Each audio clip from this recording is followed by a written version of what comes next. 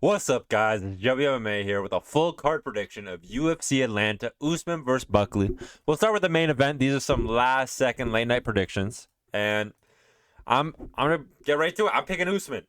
Dude, this is gonna be a y'all must have forgot performance. I see Buckley as almost a minus 300 favorite. I feel like this fight should be pick'em with what it has. Like Usman really being the underdog. What has Usman showed that has been so bad?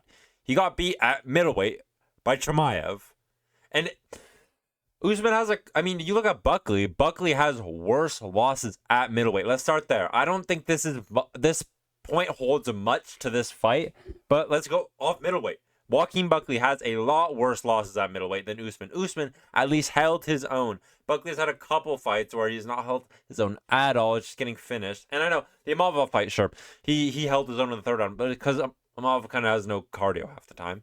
Let's be real about that. But moving on from the middleweight stuff, we look at the Usman losses before that, the two Leon Edwards losses. The first one was, let's be real, in hindsight, kind of the fluke. I know he set it up beautifully, but it was the fluke of the century. Usman, outside of that, has shown an amazing chin. Sure, got dropped by Burns, but really, what is there to Usman's chin to knock other than those two moments? Then after that, the second Leon loss, I think that was a lot more shy, hesitant Usman fighting in the UK too. But that fight was very close. Even though I think it was a pretty clear loss, it was still one round off for Usman drawing that fight, right? So we have that. And since that moment, what has happened? We have seen Leon rise, beat Kobe, whoa, and then fall. Now, I think Usman's kryptonite might have been those Leon moments. I think Leon was a bit in his head after that head kick, the confidence, all that flowing from him. But since then, Usman has found himself. That Chimaev fight, I think, was a big moment for him. Let's talk about more of their tendencies and why I think Usman will win through that. So Buckley in his last few fights has put on an amazing win streak. I think 6 fight with good wins like Stephen Thompson in there, right? Kobe Covington. But you notice in those, other than the Kobe fight, which I think was so stylistically tailored for Joaquin Buckley, other than that, there has been a lot of fights where Buckley hasn't. He is still clearly won, but hasn't put such a crazy stamp on it. Like that, look at that Stephen Thompson fight. You could have easily had that 2-0 Stephen Thompson. You could have also had a 2-0 Buckley or 1-0, 1-1 Buckley, right? But it was a super close fight. And I know Stephen Thompson is elusive. But what does he use? He used really good ranged weapons, right? He can fight from the outside, not getting Joaquin Buckley in on his longer, strong combinations where he picks more looping shots. So we look at Usman. Oh, instead of the body side kick that Stephen Thompson uses. Oh, Usman uses the teep, buddy. So catch up. Oh, how about those beautiful jabs and straight in those switch stances? How about Usman does all of that? Usman uses a jab from southpaw and from orthodox, right? You look at that Gilbert Burns fight, how excellent he does it. But it is not just that which makes it work for Usman. You look at Stephen Thompson, and those tools work because of how amazing he is purely at striking, right? That's what makes Stephen Thompson's straights work, right? Oh, he's blitzing and you don't see it. The timing's a little off from what normal strikers will do. It's a karate thing, so he's so much faster than these other guys. He's done it from birth. Usman will land for completely different reasons. Usman will land because of how much he feints the takedown. His feint game is so insane. He watch it, and you hear about it. Hear about him stories in camp. He is disgusting with the amount of tape he watches. He was going to be the damn coach of the Olympics, coach of the American Olympic team. He was trying out for. He was a tape watcher from birth, and the cardio king. This guy, and you see Buckley. He still has really good cardio. You would think a guy with that much muscle would not be that good in cardio, but he's not as big as you think. His leanness is a bit deceiving with his size, but his cardio is still really good for what it is. For what we've seen, right? We've only seen really a lot of 3-round fights from him. How about that 5-round cardio? It's not as proven as it is Usman's, right?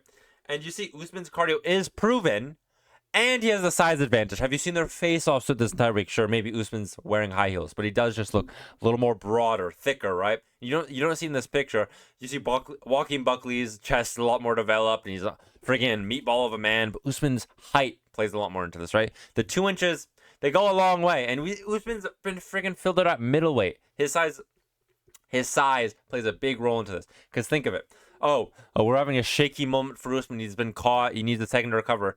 I think he's going to have a lot easier time dictating when the clinches take place in this fight. When Joaquin Buckley, he gets hurt and he wants to clinch, I think Usman will be able to shuck him off a lot easier. Same with when Joaquin Buckley will shoot for a takedown. I think it will happen in this fight versus when Usman shoots for a takedown. I think it'll be a lot easier for Usman to bully him up against the fence, and even if the takedown doesn't work, just turn it into a clinch attempt, control him against the fence, land those foot stomps, and just land those minor thing is that even though they don't weigh in a lot to a fight, when you have an even round, like Buckley has had a lot of close rounds, and I think there will be close rounds in this fight, small things that Usman does will be able to pull away from Buckley. So you add all those up, right? A nasty takedown feint game, being bigger, stronger, showing the cardio, even if it's easy, having that cardio proven. Usman has had so much 5-round experience and 5-round close fights. I think those Kobe fights are going to be so important for this fight. Not stylistically at all, but just knowing where to play heavy in a 5-round fight. Right? Usman knows in the 5th round to go heavy. Bank a couple early rounds, so those later rounds you don't have to work as hard and only bank one and feel out when you feel the other guy's energy always starting to slow down here. I could really pull ahead and steal this later round, or I've already taken 1 or 2. Shit like that is going to get, especially in a main event too. Buckley's already been signed to a 5-round main event in the Covington fight, but this is another big main event test where maybe it'll go 5 rounds and Usman's more. There's so many things which is Usman's more. And I know the big thing that you kind of get left with when you're picking Buckley is Usman's age, though.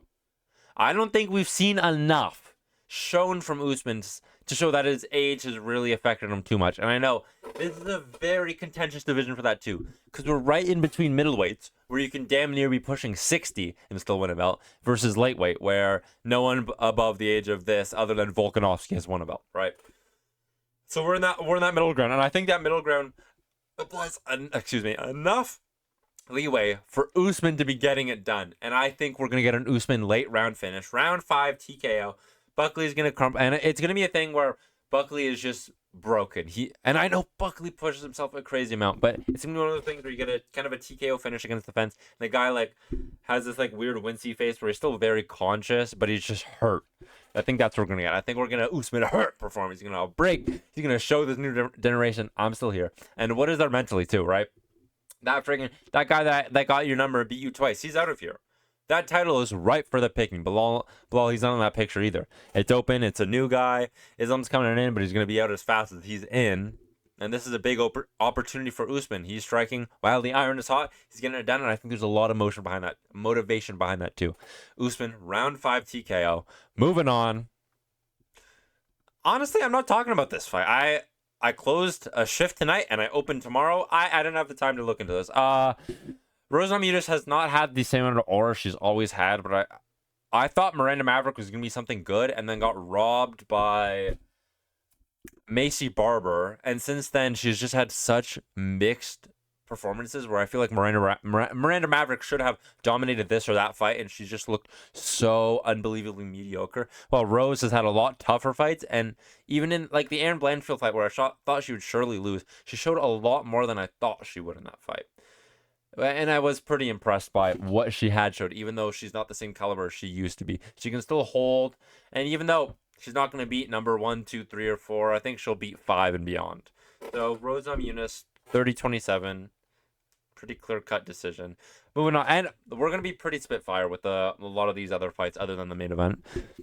Edmund Shabazian versus Andre Petrovsky. Petrovsky has not shown anything near what I need to trust him ever again. He headbutted a guy, finished himself practically, and then since then he'll grit out a nice decision against Rodolfo Bellato later on this card, but Rodolfo Vieira, the black belt killer, he'll grit out a nice close decision there. But anyone with finishing ability, like a guy like Edmund Shabazian, who is he destroyed Dylan Budka, and thankfully, because I don't want Dylan Budka anywhere near the UFC. He pisses me off. Short rant, but Edmund Shabazian, any finishing instinct like he shows, will be able to take out a guy like Andre Petrovsky. Round 1 KO. I don't think it'll be close at all.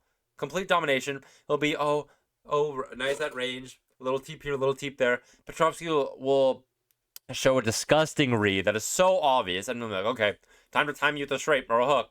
Petrovsky dives into it, boom, flatline KO. Nice win from Edmund. I think still Andre Petrofsky is UFC middleweight caliber, just not. Edmund is one step up from where he is though. Moving on, Cody Garbrandt versus Ronnie Barcelos.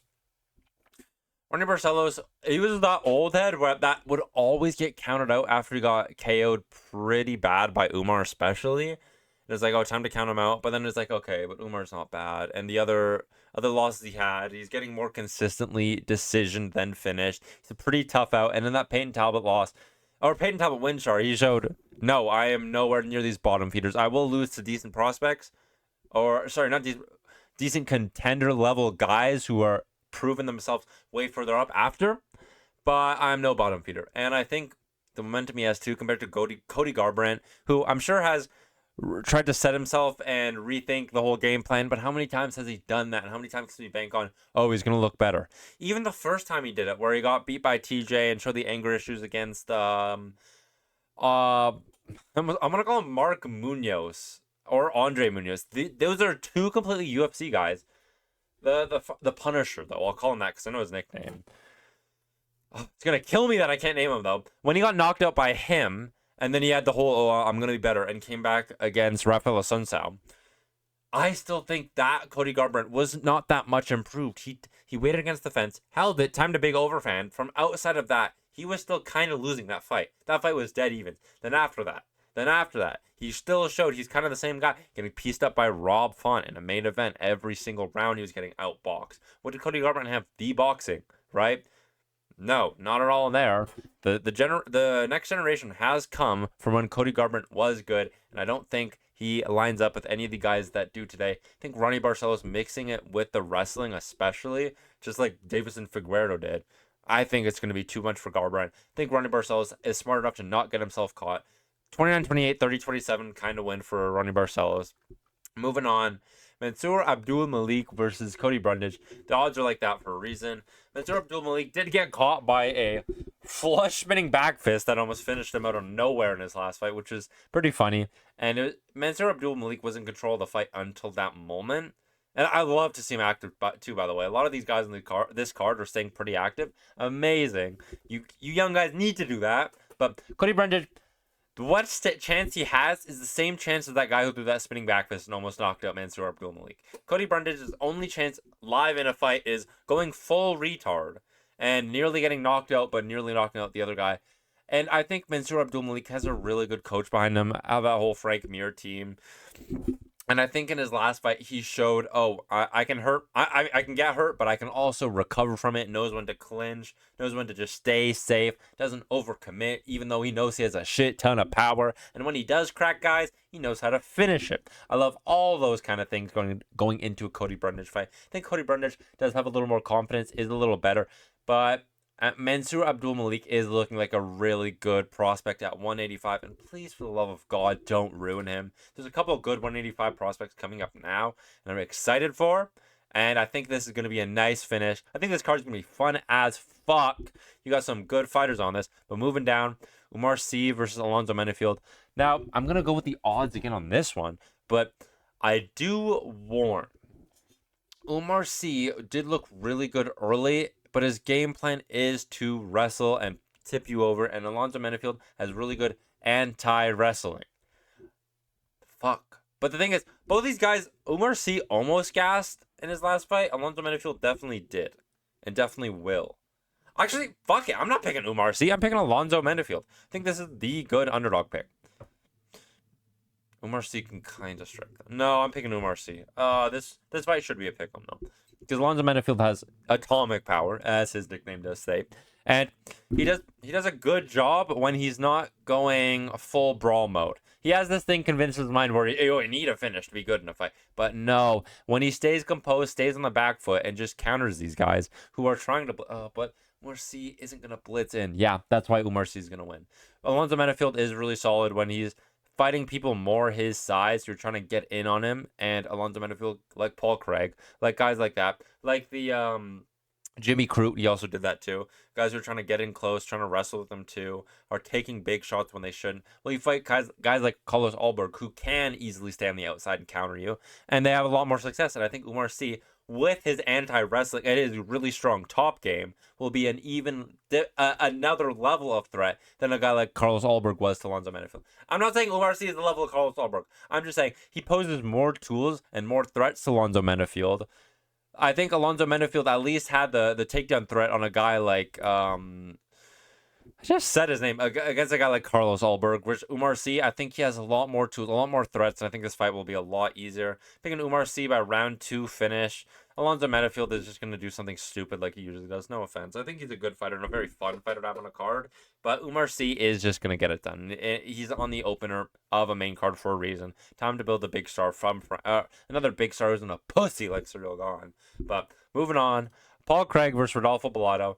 I mean, I already have a full in-depth breakdown of this fight from a couple weeks ago, but I picked Paul Craig. I think he is such a good underdog, and the odds are closer.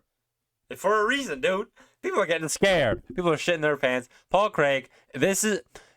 when he loses enough for everyone to doubt him, then you get to that fight, and it's like, yeah, Paul Craig's shit. And then he dominates someone, and you go, oh, well, I guess we have to start caring again.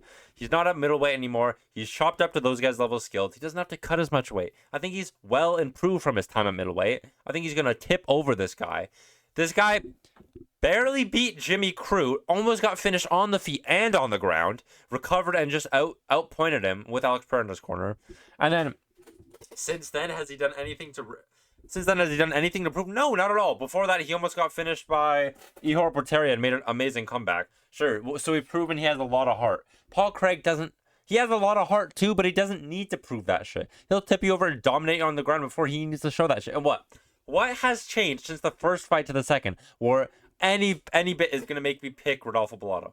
Nothing. The motherfucker got AIDS. I think it was herpes or something, but bro, he got AIDS. Is that gonna make me pick him more or less? Less, dude. His immune system is fighting some other bullshit that Paul Craig doesn't have to. Paul Craig is gonna freaking beat up his blister-ridden face with all his little HPV sores or whatever, and leave him in a pulp on the ground. Moving on, Michael Chiesa, Court McGee. I think this is the most one-sided shit on the card. Court McGee has not looked good in a while. He's gotten brutally knocked out. He's just shown his age, really. And he's been through a lot. Like, at 30, with the shit he has been through, the whole coming over his whole drug addiction, the surgery after surgery, his fucking back was snapped up. And to still recover from that and be fighting is insane, but it has caught up to him, too. I think Michael Chiesa, although also be looking a little old, he is at a consistent level where he is really good at dragging people down, getting their back, or getting a darce, or just controlling with the wrestling. Cardio has never been an issue for him at 170, and his wrestling is very strong, especially with a guy who is older. The knees aren't there. The wrestling camps are so much harder for him compared to the striking.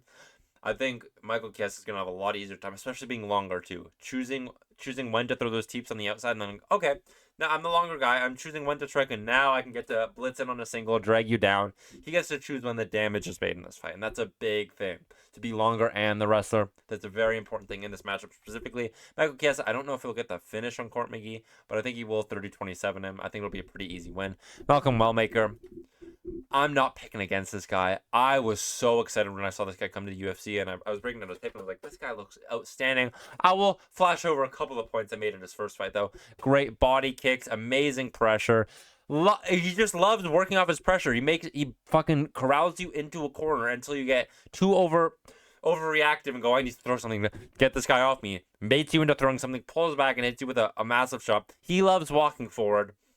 And he loves making it into a car crash because he knows with the masterful power he carries, those car crashes will always favor him. That's why he's always walking forward. That's why he's throwing the body kick to get you reactive. He throws down and up, which I love, right? Body to head, making you think there could be so many more things coming together there actually are. And Chris Moutinho. Malcolm Wellmaker said this himself. When I was offered a lot of the wrestling guys, I said yes to all of them. But they never said yes to me. When I get a guy like Chris Moutinho coming on, a lot less for me to worry about. Although I think Chris Moutinho does have the wrestling in him, I think it's going to be a lot easier for Malcolm I can't speak today. Malcolm Wallmaker to make those reads and be a lot more comfortable going, hey, this guy's wrestling's not on the level of me. I can be a lot more comfortable on the feet. Work this guy on his back foot. Chris Moutinho looked like he had a horrible weight cut, by the way. Took this fight on short notice while Malcolm Wallmaker was planning on fighting on UFC Atlanta since his last fight. By the way, taking this like 2 months after his last fight, fuck. I just made a video complaining about how no one's active anymore. And these young guys are coming in, saving in the UFC. I'm so excited for this next generation coming in. But Malcolm Wallmaker will put Chris Moutinho's lights out in 1.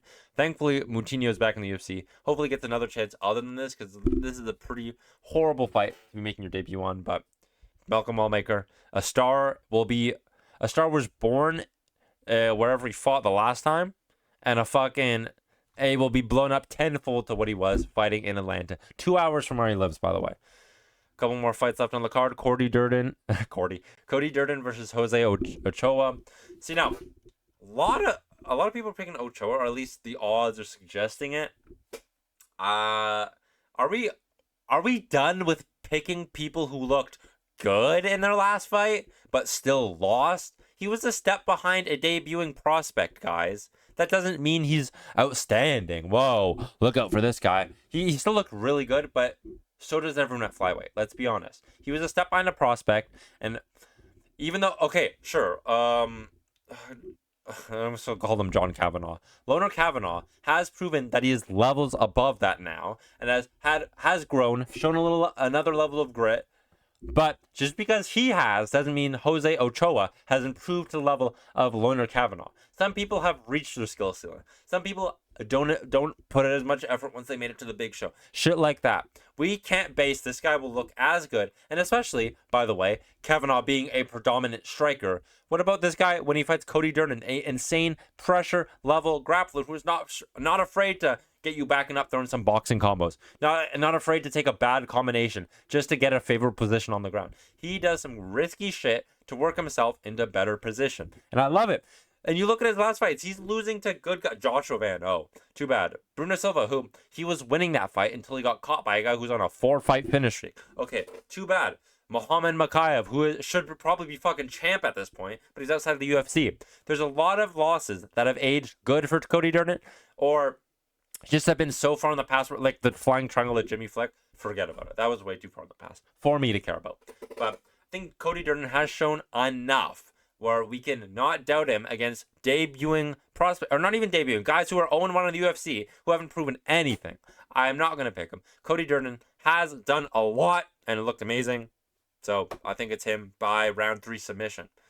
Moving on, Ricky Simone. Oh, ugly. Ricky Simone versus Cameron Smotherman. I picked Smotherman when he was fighting Surrey City a couple weeks ago, maybe a month or a bit ago.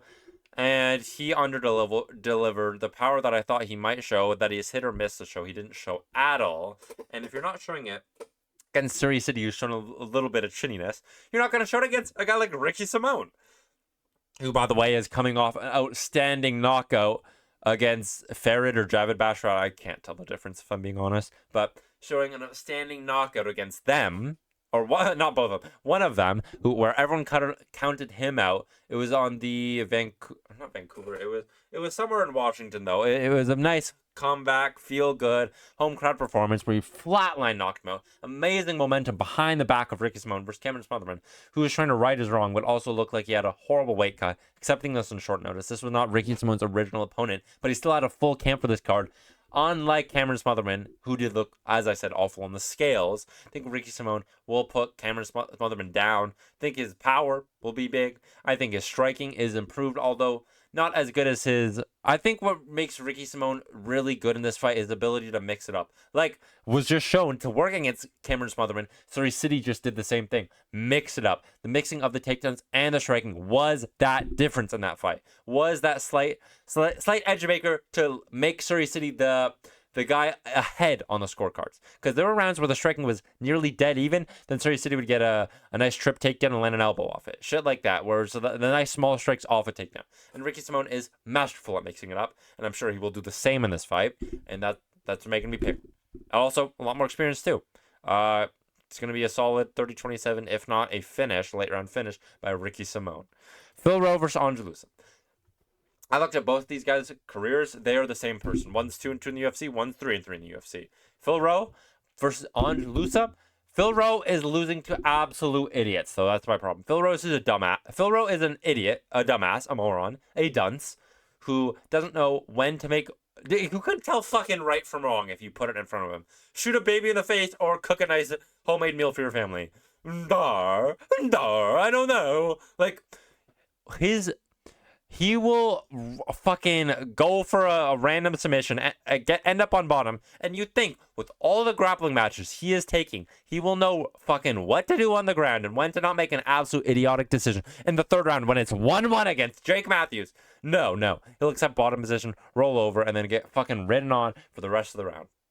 Oh, and he loses to decent guys. When you look at Ange Lusa, losing to Gabriel Bonfim, losing to Jack Della, and I think he has one more bummy loss, but consistently losing to a lot better of guys. He is a tough out. Strong grappling. He beat Reese McKee, which isn't the best win, but Reese McKee's not that bad. But yeah, strong grappling for Angelusa. Fundamental striking, which isn't the best, but solid chin too, which will keep him live in this fight. I think he will get teeped at range from Phil Rowe a bit. Oh, work his way in and then do a little more damage in the clinch and just outsmart Phil Rowe, really.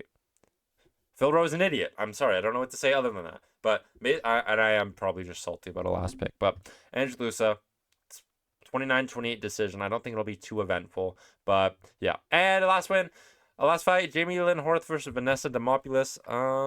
Vanessa Demopoulos is 11-7 versus Jamie. Sorry, you have to witness me gouging up my ears. But Jamie Lynn Horth is 7-2 and Vanessa Demopoulos is 11-7.